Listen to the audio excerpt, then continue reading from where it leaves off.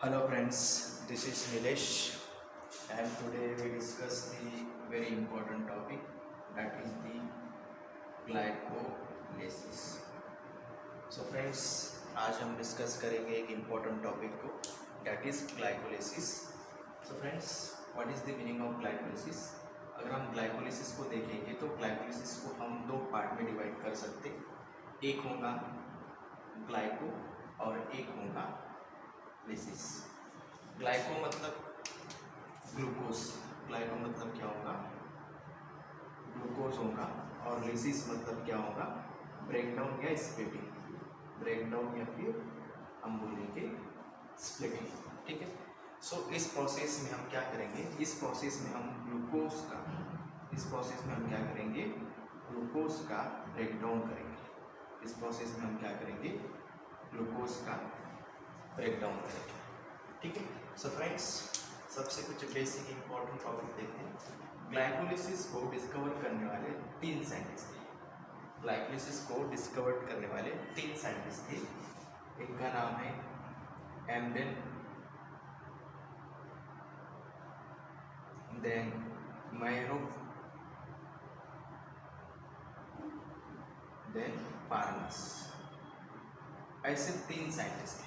तीन साइंटिस्ट ने मिलकर इस ग्लाइकोलिसिस के बारे में इंफॉर्मेशन दिए और उनके पाथवे को डिस्कवर किए.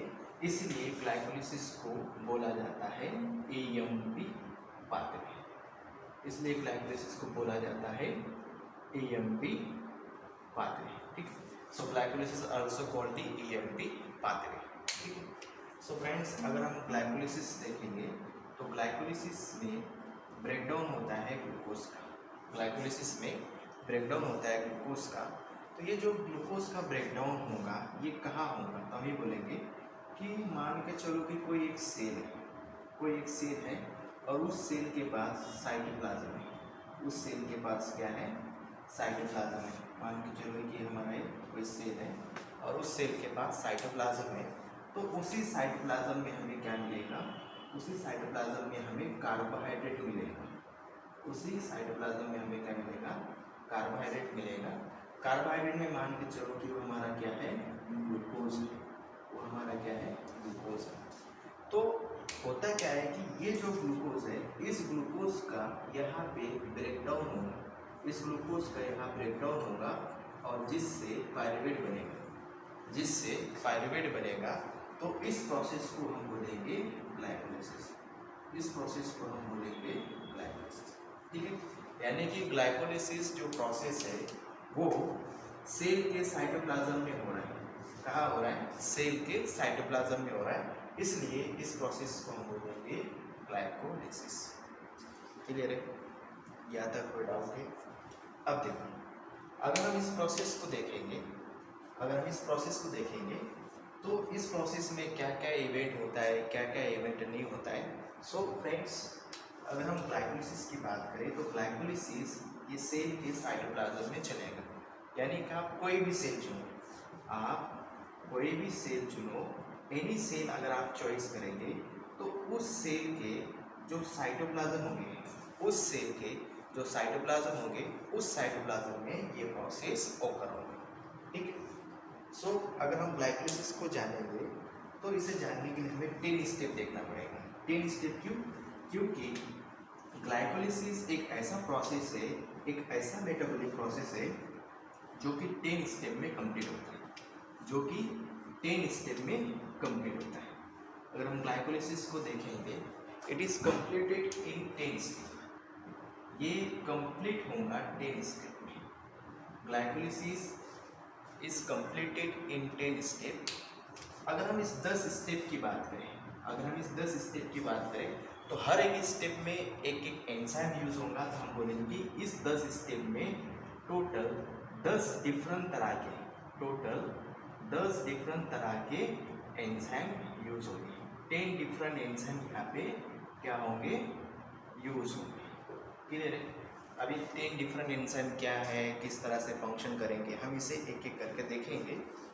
लेकिन अगर हम इस रिएक्शन की बात करें या इस 10 स्टेप की बात करें तो इस 10 स्टेप में क्या होता है कि जो हमारा ग्लूकोज होता है, जो हमारा ग्लूकोज होता है ये यहाँ पायरुवेट में कन्वर्ट होता है, ये यहाँ पायरुवेट में कन्वर्ट होता है और इस बीच यहाँ 10 स्टेप होगा, इस बीच यहाँ पे 10 स्टेप होगा। अब ये जो 10 स्टेप है इसको हम दो स्टेप में क्या कर सकते हैं, डिवाइड कर सकते हैं। तो जो भी ग्लूकोज से पायरुवेट बना, जो भी ग्लूकोज से पायरुवेट बना, ये होता है 10 स्टेप में, ये होता है 10 स्टेप में। अब इस 10 स्टेप को हम दो स्टेप में डिवाइड करेंगे। फर्स्ट कौन हम बोलेंगे कि जो फर्स्ट स्टेप है इसी को हम बोलेंगे सिंपली प्रिपरेटरी फेज, इसी को हम क्या बोलेंगे, प्रिपरेटरी फेज।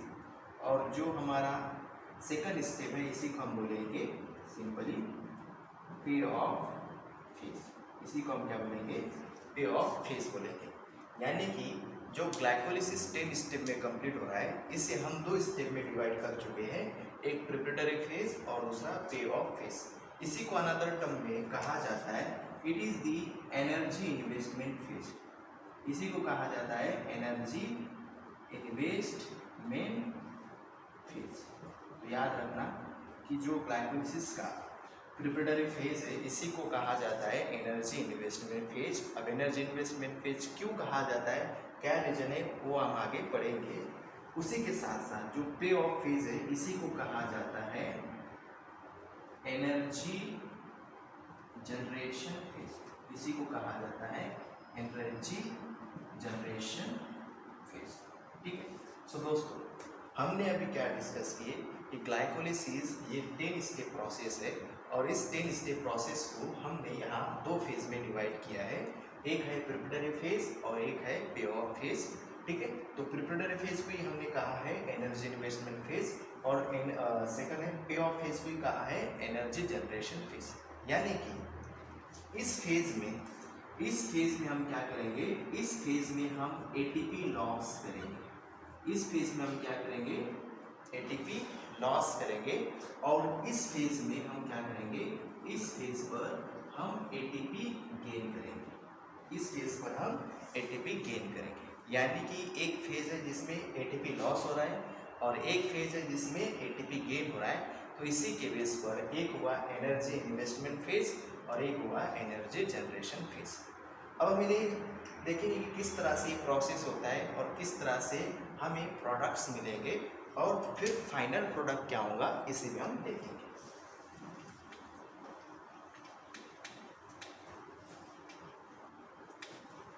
सो स्टार्टिंग में हमें क्या याद रखना है, सीक्वेंस। ठीक है। तो सबसे पहले हमें पता है जो ग्लूकोज होता है, ठीक है, ग्लूकोज ये 6 कार्बन का होता है, ग्लूकोज ये 6 कार्बन का होता है। सबसे पहले ये जो ग्लूकोज है, ये जो ग्लूकोज है ये यहाँ से कन्वर्ट होता है, इसमें ये यहाँ से कन्वर्ट होता है ग्लूकोज 6 फॉस्फेट, ये यहाँ से कन्वर्ट होता है इसमें ग्लूकोज 6 फॉस्फेट। अब ऐसा कौन सा इवेंट हुआ या ऐसा कौन सा रिएक्शन हुआ जिसके चलते ग्लूकोज कन्वर्ट हुआ ग्लूकोज 6 फॉस्फेट में, और इस रिएक्शन को कैरी आउट करने के लिए ऐसा कौन है जो कि इनको हेल्प कर कर इस तरह का प्रोसेस किए। ठीक है। तो फ्रेंड्स यहाँ एक एंजाइम आता है, यहाँ एक एंजाइम आता है जिसका नाम है हेक्सोकाइनेस, जिसका नाम है हेक्सोकाइनेस। हेक्सोकाइनेस ये ऐसा एंजाइम होता है जो कि क्या करता है, ग्लूकोज में फॉस्फेट ऐड करता है। तो फॉस्फेट वो कहाँ से ऐड करेगा, तो हमें पता है कि सेल में एनर्जी करेंसी होता है, सेल में एनर्जी करेंसी होता है और एनर्जी करेंसी यानी कि वो एटीपी होता है, एटीपी यानी कि एडेनोसाइन ट्राइफॉस्फेट। तो होता क्या है कि ग्लूकोज में एक फॉस्फेट को ऐड किया जाता है एटीपी में से। ठीक है। तो अगर एटीपी का एक फॉस्फेट ग्लूकोज में ऐड हो रहा है, इसका मतलब यहाँ एटीपी का हाइड्रोलाइज हुआ है, एटीपी का हाइड्रोलाइसिस हुआ है जिससे एटीपी कन्वर्ट इनटू एटीपी, और इसी बीच यहाँ ग्लूकोज से क्या बन गए, ग्लूकोज 6 फॉस्फेट बन गए। अब ऐसा क्या हुआ है तो याद रखना, यहाँ पे हमारे पास 6 कार्बन है, हमारे पास 6 कार्बन है, carbon 1, carbon 2, carbon 3, carbon 4, carbon 5, carbon 6। यहाँ पे ये जो हेक्सोकाइनेस है इन्होंने यहाँ पे जो 6 नंबर के कार्बन थे, जो 6 नंबर के कार्बन थे उस कार्बन पर इन्होंने फॉस्फेट को ऐड किया, उस कार्बन पर इन्होंने फॉस्फेट को ऐड किया है, इसलिए अब ग्लूकोज ये कन्वर्ट हो गए ग्लूकोज 6 फॉस्फेट में। क्लियर है? और ये जो प्रोसेस यहाँ हुआ है, इस प्रोसेस में ग्लूकोज का कन्वर्ट ग्लूकोज 6 फॉस्फेट में हो जाता है, और यहाँ जो रिएक्शन होता है उस रिएक्शन को हम इरिवर्सिबल रिएक्शन कहते हैं, उस रिएक्शन को हम इरिवर्सिबल रिएक्शन कहते हैं। ठीक है। सेकंड, अब ग्लूकोज 6 फॉस्फेट बनाए तो ग्लूकोज 6 फॉस्फेट आगे फ्रुक्टोज 6 फॉस्फेट में कन्वर्ट होगा, ग्लूकोज 6 फॉस्फेट आगे फ्रुक्टोज 6 फॉस्फेट में कन्वर्ट होगा। ऐसा कौन सा इवेंट हुआ होगा या किस तरह का इवेंट हुआ होगा जिससे ग्लूकोज 6 फॉस्फेट फ्रुक्टोज 6 फॉस्फेट में कन्वर्ट हो गए, और ऐसा कौन सा एंजाइम होगा जो कि इस तरह का फंक्शन परफॉर्म किया? तो फ्रेंड्स, यहाँ पे एक एंजाइम आता है, यहाँ पे एक एंजाइम आता है जिसको हम हेक्सोज फॉस्फेट आइसोमरेज भी बोल सकते हैं, या फिर जिसे हम ग्लूकोज 6 फॉस्फेट आइसोमरेज भी बोल सकते हैं। ठीक है। तो फ्रेंड्स, इसी को हम क्या बोलेंगे, सिंपल आप इसे ग्लूकोज 6 फॉस्फेट आइसोमरेज बोलो, या फिर आप इसे इन ब्रैकेट में हेक्सोज फॉस्फेट आइसोमरेज को। इस एंजाइम का क्या फंक्शन है? इस एंजाइम का फंक्शन ये है कि जो ग्लूकोज 6 फॉस्फेट है उसका कन्वर्ट फ्रुक्टोज 6 फॉस्फेट में कराना। सो फ्रेंड्स, यहाँ जो ग्लूकोज 6 फॉस्फेट है ये हमारा 6 कार्बन का कंपाउंड है, उसी तरह से फ्रुक्टोज 6 फॉस्फेट ये भी हमारा 6 कार्बन का कंपाउंड है, यानी कि दोनों 6 कार्बन का है। तो फिर क्या डिफरेंस है? सो फ्रेंड्स, डिफरेंस ये है कि यहाँ ग्लूकोज 6 फॉस्फेट इसका स्ट्रक्चरल रीअरेंजमेंट किया गया है, इसका स्ट्रक्चरल रीअरेंजमेंट कर दिया है, जिससे यहाँ ग्लूकोज से फ्रुक्टोज 6 फॉस्फेट बन गए। क्लियर है? तो friends, glucose 6 phosphate convert into fructose 6 phosphate, तो यहाँ पे किस तरह का एंजाइम ने ये काम किया है? तो हम बोलेंगे हेक्सोज फॉस्फेट आइसोमरेज, या फिर हम बोलेंगे ग्लूकोज 6 फॉस्फेट आइसोमरेज। इसका सिंपल फंक्शन है ग्लूकोज 6 फॉस्फेट का कन्वर्ट फ्रुक्टोज 6 फॉस्फेट में कराना। ठीक है। सेकंड, एक बार हमारे पास ग्लूकोज 6 फॉस्फेट से फ्रुक्टोज 6 फॉस्फेट बन जाता है, देन नेक्स्ट जो भी फ्रुक्टोज 6 फॉस्फेट है ये आगे कन्वर्ट होता है, फ्रुक्टोज 1,6 बिस फॉस्फेट में, ये कन्वर्ट होता है आगे फ्रुक्टोज 1,6 बिस फॉस्फेट में, या इसी को हम क्या बोल सकते हैं, फ्रुक्टोज 1,6 डाइफॉस्फेट। आप इसे बिस फॉस्फेट भी कह सकते हैं, आप इसे डाइफॉस्फेट भी कह सकते हैं। ठीक है। तो फ्रेंड्स, ऐसा क्या इवेंट यहाँ हुआ है, जिससे फ्रुक्टोज 6 फॉस्फेट यहाँ फ्रुक्टोज 1,6 बिस फॉस्फेट में कन्वर्ट हुआ। तो फ्रेंड्स, यहाँ एक एंजाइम आता है, जिसका नाम है फॉस्फोफ्रुक्टोकाइनेज 1, PFK1, यानी कि फॉस्फोफ्रुक्टोकाइनेज 1। इस एंजाइम का काम क्या होता है? इस एंजाइम का काम ये होता है कि जो फ्रुक्टोज 6 फॉस्फेट है उसमें कार्बन नंबर 1 पे एक फॉस्फेट को ऐड करना, और ये फॉस्फेट कहाँ से ऐड करेगा? ये फॉस्फेट वो एटीपी का हाइड्रोलिसिस करके वहाँ एटीपी का कन्वर्ट एडीपी में करके वहाँ से एक फॉस्फेट को जो कार्बन नंबर 1 है उस पर ऐड किया जाता है। जैसे कि यहाँ पे मान के चलो हमारे पास ये 6 कार्बन का कंपाउंड, क्या नाम है इनका नाम हम बोलेंगे कि ये फ्रुक्टोज 6 फॉस्फेट है। ये हमारा क्या है? फ्रुक्टोज 6 फॉस्फेट है। अब ये फ्रुक्टोज 6 फॉस्फेट आगे कन्वर्ट हो रहा है फ्रुक्टोज 1,6 बिस फॉस्फेट में। मान के चलो कि हमारा कुछ स्ट्रक्चर है यहाँ 1 2 3 4 5 6, तो यहाँ 6 नंबर में पहले से फॉस्फेट था। अब यहाँ पे एटीपी का हाइड्रोलिसिस करके उसका कन्वर्ट एटीपी में करा के उसका जो एक फॉस्फेट है उसको यहाँ कार्बन नंबर 1 में ऐड किया, जिससे अब हमारे पास एक स्ट्रक्चर बना है। उस स्ट्रक्चर को हम बोलेंगे फ्रुक्टोज 1,6 बिस्फॉस्फेट। बिस्फॉस्फेट क्यों? क्योंकि यहाँ पे 2 फॉस्फेट है, क्योंकि यहाँ पे 2 फॉस्फेट है, इसलिए हम बोलेंगे फ्रुक्टोज 1,6 बिस्फॉस्फेट। क्लियर है? यहाँ तक कोई डाउट है? नहीं? देन नेक्स्ट फ्रेंड्स, अगर एक बार फ्रुक्टोज 1,6 बिस्फॉस्फेट बन जाता है, अगर एक बार फ्रुक्टोज 1,6 बिस्फॉस्फेट बन जाता है तो यहाँ से इसे पूरी की पूरी ग्लाइकोलिसिस करना पड़ेगा, यहाँ से उसे पूरी की पूरी ग्लाइकोलिसिस करना पड़ेगा। इसलिए इसी स्टेप को कहा जाता है कमिटमेंट स्टेप। मतलब ग्लाइकोलिसिस में कमिटमेंट स्टेप आता है और वो कमिटमेंट स्टेप यहाँ आता है। एक बार फ्रुक्टोज 1,6 बिस्फॉस्फेट अगर बन जाता है तो उसे वहाँ से पूरी की पूरी ग्लाइकोलिसिस को कैरी आउट करना पड़ता है। ठीक है? सो यहाँ तक आपको क्लियर है? देन नेक्स्ट, अब फ्रुक्टोज 1,6 बिस्फॉस्फेट हमने बना दिया, फ्रुक्टोज 1,6 बिस्फॉस्फेट हमने बना दिए। अब नेक्स्ट क्या होगा? अब जो फ्रुक्टोज 1,6 बिस्फॉस्फेट है इसका कन्वर्ट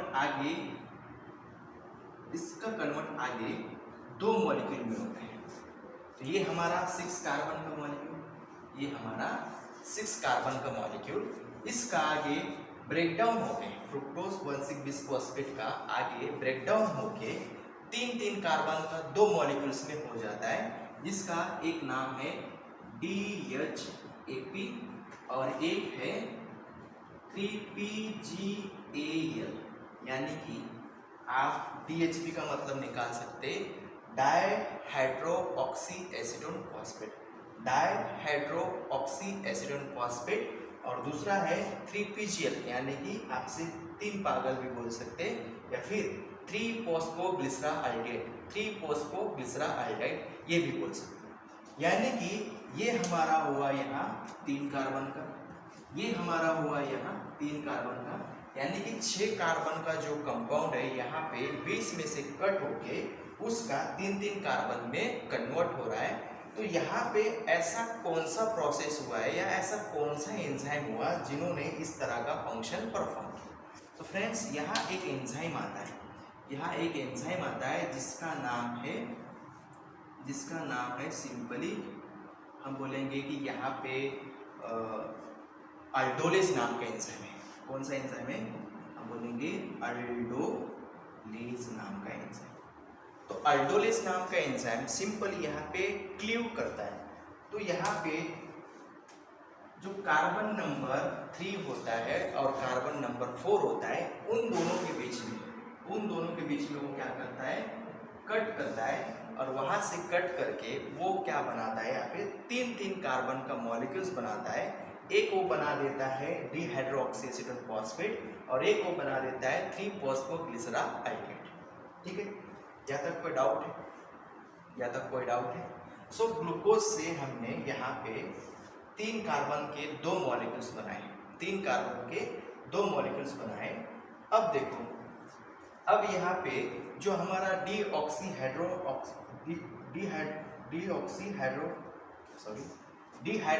एसीटोन फॉस्फेट जो हमने बनाए, इसका कन्वर्ट आगे 3-फॉस्फोग्लिसराल्डेट में होता है, इसका कन्वर्ट आगे 3-फॉस्फोग्लिसराल्डेट में होता है। और यहाँ इस रिएक्शन को कैटलाइज करने के लिए एक एंजाइम आता है जिसका नाम है ट्रायोज फॉस्फेट आइसोमरेज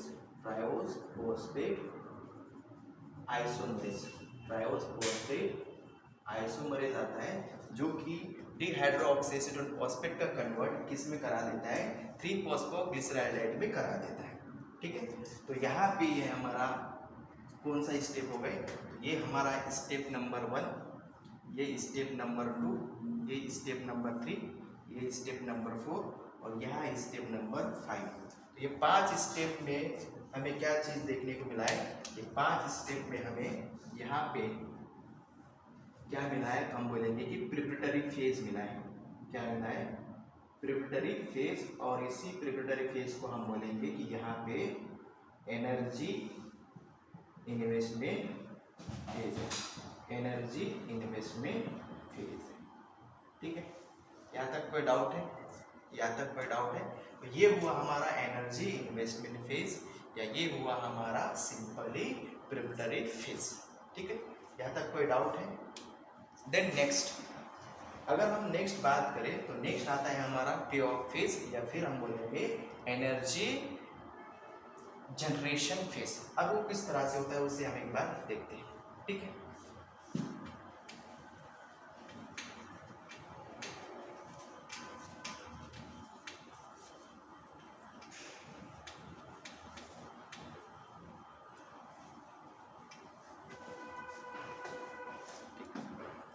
अब देखो हमने यहाँ पे जो DHAP था, इससे हमने 3PGAL बनाया, जिससे हमने 3PGL बनाया, यानी कि हमारे पास ये एक मॉलिक्यूल था, ये एक मॉलिक्यूल था। ठीक है, और ये हमने किससे बनाया? तो ये हमने बनाया फ्रुक्टोज 1,6-bis फॉस्फेट से बनाया। किससे बनाया? फ्रुक्टोज 1,6-bis फॉस्फेट में से हमने ये दोनों चीज बनाई। लेकिन लेटर क्या हुआ, ये जो DHAP है ये भी आगे कन्वर्ट हुआ किसमें? 3PGL में। इसका मतलब यहाँ हमें दो मॉलिक्यूल क्या मिले? दो मॉलिक्यूल ऑफ हमें यहाँ पे सिंपली 3PGAL मिला है। क्या मिला है? दो मॉलिक्यूल ऑफ 3PGL ये मिला है, मतलब दो मॉलिक्यूल ऑफ 3-फॉस्फोग्लिसराइड हमें यहाँ मिला है। अब होता क्या है कि जो 3-फॉस्फोग्लिसराइड है ये आगे कन्वर्ट होता है किसमें? ये आगे कन्वर्ट होता है 1,3-bis फॉस्फोग्लिसराइड में, 1,3-bis फॉस्फोग्लिसराइड में कन्वर्ट होता है, 1,3-bis फॉस्फोग्लिसराइड में। तो फ्रेंड्स यहाँ ऐसा कौन सा इवेंट हुआ होगा जिससे 3-फॉस्फोग्लिसराइड कन्वर्ट हुआ 1,3-bis फॉस्फोग्लिसराइड में? थोड़ा सा मिस्टेक यहाँ, bis फॉस्फोग्लिसराइड में कन्वर्ट हुआ। ठीक है, सो फ्रेंड्स यहाँ एक एंजाइम आता है, जिसका नाम है 3-फॉस्फोग्लिसराल्डिहाइड डिहाइड्रोजिनस, 3-फॉस्फोग्लिसराल्डिहाइड डिहाइड्रोजिनस एंजाइम। और इस एंजाइम का काम क्या है कि जो 3PGL है इसका ऑक्सीडेशन कराना, और ऑक्सीडेशन करा के जो NAD पॉजिटिव है उसका कन्वर्ट NADH2 में करना, NADH2 में करना। सो फ्रेंड्स यहाँ पे अगर हमने दो मॉलिक्यूल ऑफ 3PGL लिया है तो यहाँ पे हमें कितने मॉलिक्यूल मिलेंगे? तो यहाँ पे हमें 2 मॉलिक्यूल ऑफ 1,3-bis फॉस्फोग्लिसरेट मिलेंगे। तो यहाँ जो NADH है वो भी कितने बनेंगे? तो वो भी हमें यहाँ 2 बनेंगे, यानी कि जो भी यहाँ बनेगा 2 बनेगा, ठीक है। तो ये स्टेप आपको समझ में आए। आप सोचते होंगे कि सर यहाँ पे 3PGL था और यहाँ पे 1,3-bis फॉस्फोग्लिसरेट है, यानी कि यहाँ पे कार्बन नंबर 1 में एक फॉस्फेट कहाँ से आ गया? यहाँ कार्बन नंबर 1 में एक फॉस्फेट कहाँ से आ गया? सो फ्रेंड्स यहाँ हुआ क्या, तो यहाँ पे एक इनऑर्गेनिक फॉस्फेट यहाँ पार्टिसिपेट किए, जो कि कार्बन नंबर 1 के पोजीशन में अटैच हो गए, यानी कि 3 कार्बन का शुगर है, कार्बन 1, कार्बन 2, कार्बन 3। तो 3 नंबर के कार्बन में पहले से फॉस्फेट था, अब वहाँ कार्बन नंबर 1 में फॉस्फेट अटैच हुआ है, लेकिन यहाँ पे किसी एंजाइम का हेल्प ना लेकर यहाँ पे इनऑर्गेनिक फॉस्फेट पार्टिसिपेट किए, इसलिए हम ये बोलेंगे कि यहाँ पे सिंपली नॉन एंजाइमेटिक रिएक्शन हुआ है, और ये नॉन एंजाइमेटिक रिएक्शन यहाँ फॉस्फेट को ऐड करने के लिए हुआ है। ठीक है, तो यहाँ तक कोई डाउट है नहीं? देन नेक्स्ट, अब हमने यहाँ पे 1,3-bis फॉस्फोग्लिसरेट बनाया है, तो 1,3-bis फॉस्फोग्लिसरेट आगे बनाता है 3-फॉस्फोग्लिसरेट, आगे बनाता है 3-फॉस्फोग्लिसरेट,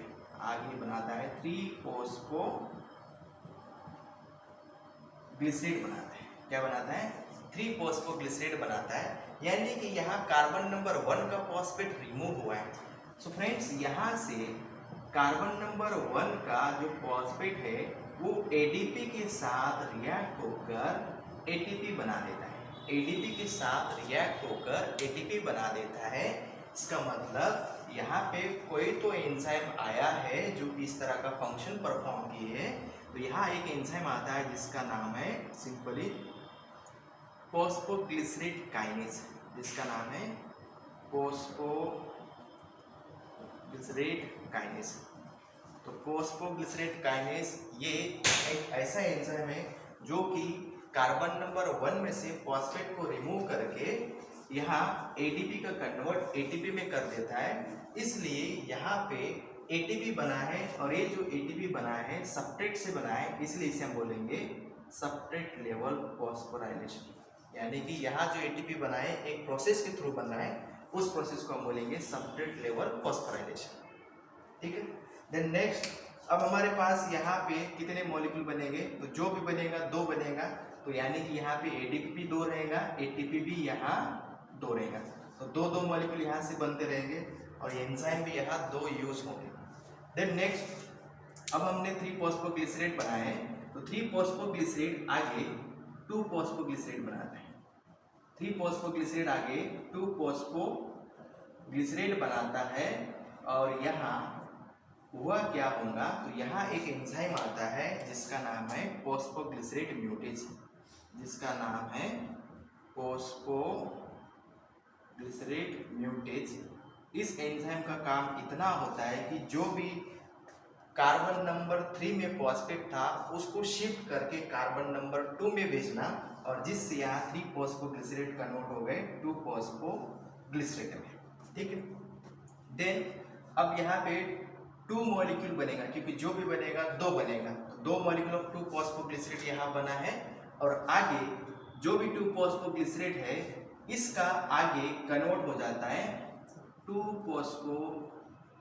फॉस्फोइनोल पायरुवेट में, 2 फॉस्फोइनोल पायरुवेट में। और यहाँ इस रिएक्शन को कैटलाइज करने के लिए एक एंजाइम आता है और उस एंजाइम को हम बोलेंगे सिंपली एनोलेज। एनोलेज नाम का एंजाइम आता है जो कि 2 फॉस्फोग्लिसरेट का कन्वर्ट 2 फॉस्फोइनोल पायरुवेट में करता है। तो यहाँ ये भी कितने मॉलिक्यूल बनेगा? ये भी यहाँ 2 मॉलिक्यूल बनेगा, ये भी यहाँ 2 मॉलिक्यूल बनेगा। एंड देन लास्ट में एक चीज याद रखना कि यहाँ जब 2 फॉस्फोग्लिसरेट्स का कन्वर्ट 2 फॉस्फोइनोल पायरुवेट में होता है तो यहाँ से वाटर लॉस होता है, यहाँ से वाटर लॉस होता है। ठीक है। एंड देन लास्ट में जो भी 2 फॉस्फोइनोल पायरुवेट है इसका कन्वर्ट आगे किसमें हो जाता है? इसका कन्वर्ट आगे पायरुवेट में हो जाता है, इसका कन्वर्ट आगे पायरुवेट में हो जाता है। यानी कि यहाँ से जो भी एडीपी रहेगा उस एडीपी का कन्वर्ट यहाँ से एटीपी में हो जाएगा, उस एडीपी का कन्वर्ट यहाँ से एटीपी में हो जाएगा। तो इस रिएक्शन को कैटलाइज करने के लिए एक एंजाइम आता है जिसका नाम है पायरुवेट काइनेज, जिसका नाम है पायरुवेट काइनेज। तो पायरुवेट काइनेज एंजाइम क्या करता है? जो भी 2 फॉस्फोइनोल पायरुवेट है उसमें का फॉस्फेट को एडीपी के साथ ट्रांसफर करके एडीपी का आगे एटीपी में कन्वर्ट कर देता है और फॉस्फोइनोल पायरुवेट कन्वर्ट हो जाता है पायरुवेट में। तो यहाँ आगे सबस्ट्रेट से एटीपी बना, यहाँ आगे सबस्ट्रेट से एटीपी बना और इसी प्रोसेस को हम बोलेंगे सबस्ट्रेट लेवल फॉस्फोराइलेशन। इसी प्रोसेस को हम बोलेंगे सबस्ट्रेट लेवल फॉस्फोराइलेशन। और यहाँ से लेकर यहाँ तक ये जो फेज है इसी फेज को हम पे ऑफ फेज बोलेंगे, इसी फेज को हम एनर्जी जनरेशन फेज बोलेंगे। क्यों? क्योंकि यहाँ एटीपी का जनरेशन हुआ है, क्योंकि यहाँ एटीपी का जनरेशन हुआ है। तो यहाँ से जितने भी मॉलिक्यूल है सभी के सभी 2 मॉलिक्यूल बनेंगे, जो भी बनेगा 2 बनेगा। तो यहाँ पे 2 मॉलिक्यूल सब जगह बनते रहेंगे और इसी स्टेप को हम बोलेंगे सिंपली पे ऑफ फेज, या फिर इसी को हम बोलेंगे सिंपली एनर्जी जनरेशन फेज। इसी स्टेज को हम क्या बोलेंगे? Energy generation phase. ठीक है। यहाँ तक कोई डाउट है? यहाँ तक कोई डाउट है? यानी कि अगर हम एक ओवरव्यू देखेंगे, एक समरी देखेंगे, तो क्या हमें इसमें समझ में आता है? ठीक है, तो हम यहाँ सिंपली इसे इस तरह से समझ सकते हैं।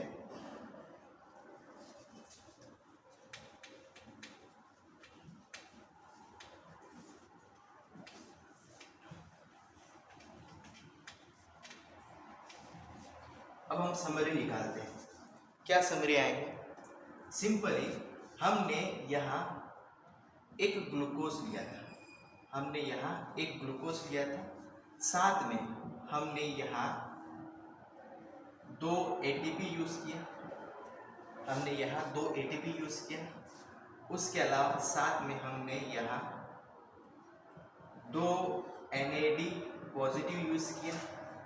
देन उसके अलावा हमने यहाँ 2 इनऑर्गेनिक फॉस्फेट यूज किया। ठीक है, तो फिर इनका अगर हम रिएक्शन कराएंगे तो आगे जो हमारा एक ग्लूकोज है, जो हमारा एक ग्लूकोज थे उससे 2 पायरुवेट बना, उससे 2 पायरुवेट बना। देन जो 2 ATP थे उससे 2 ADP बना, एंड 2 NAD पॉजिटिव थे उससे 2 NADH2 बना। ठीक है, एंड यहाँ जो 2 इनऑर्गेनिक फॉस्फेट थे उसके अलावा हमने यहाँ पे 4 ADP भी यूज किए। उसके अलावा हमने यहाँ 4 ADP भी यूज किए, तो जिससे यहाँ 4 ATP बनेंगे, जिससे यहाँ 4 ATP बनेंगे, और उसके साथ साथ यहाँ पे 2 वाटर मॉलिक्यूल भी बनेंगे। तो इस तरह से पूरा का पूरा समरी हम यहाँ ग्लाइकोलाइसिस के निकाल सकते हैं। Thank you.